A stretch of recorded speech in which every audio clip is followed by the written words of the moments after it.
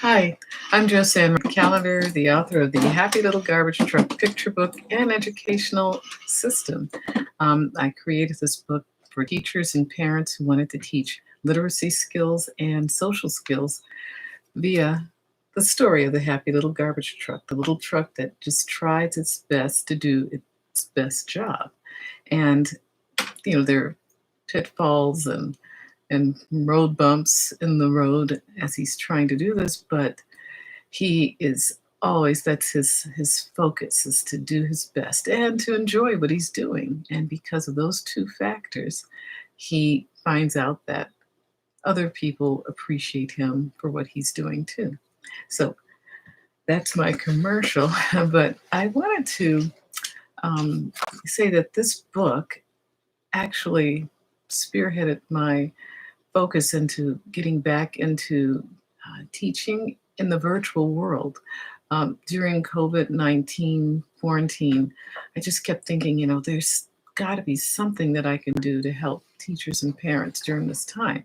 So, a year and a half, and I kept thinking about my field, 27 years that I've spent as an educator in the field of special education in particular, because the students in my field I said, how are they going to gain skills virtually? And so one thing led to another, and a school hired me to become their special ed specialist, inclusion specialist. And that's when I started working more diligently in teaching students in the virtual world, whereas I had clients prior to that and had been honing my skills in the early part of the COVID quarantine. But this is something that I thought I'd share with you. This last couple of days, I shared with you the last 2 weeks of school and teaching virtually. And I've discussed 3 different students I tried different strategies with. But the key thing was engagement. I thought about this, and that's the key to teaching anything.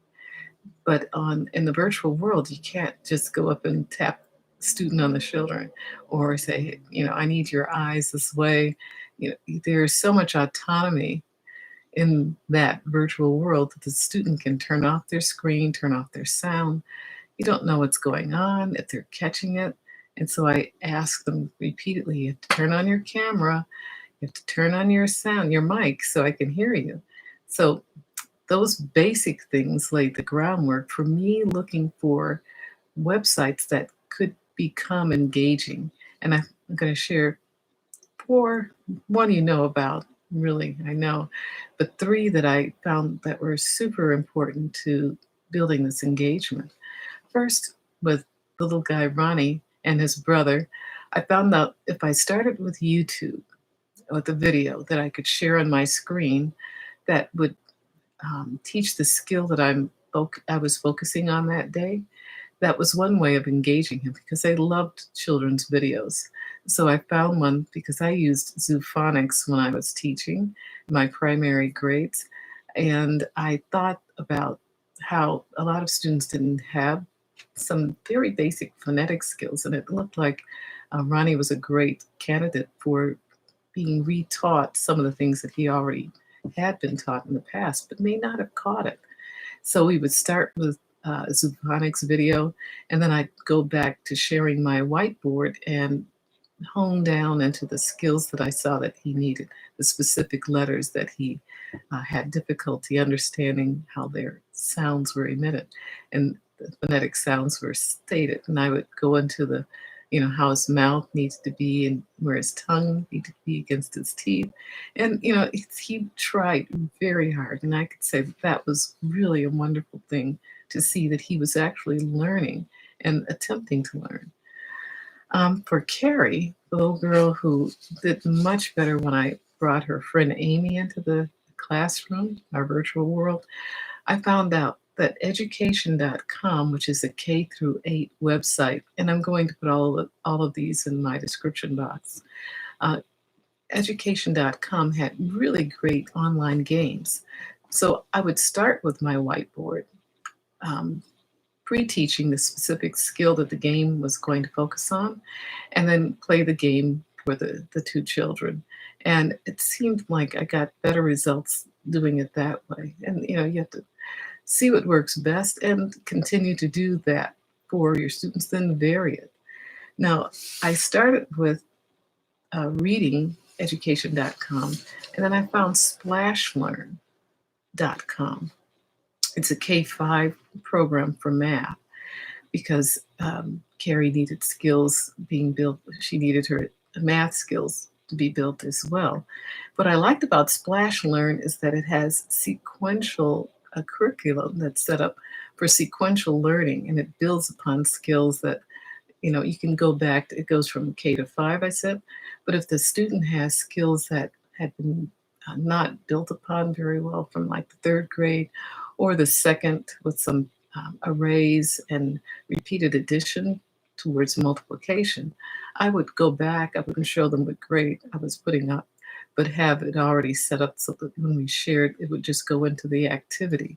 So that Splashlearn was just excellent.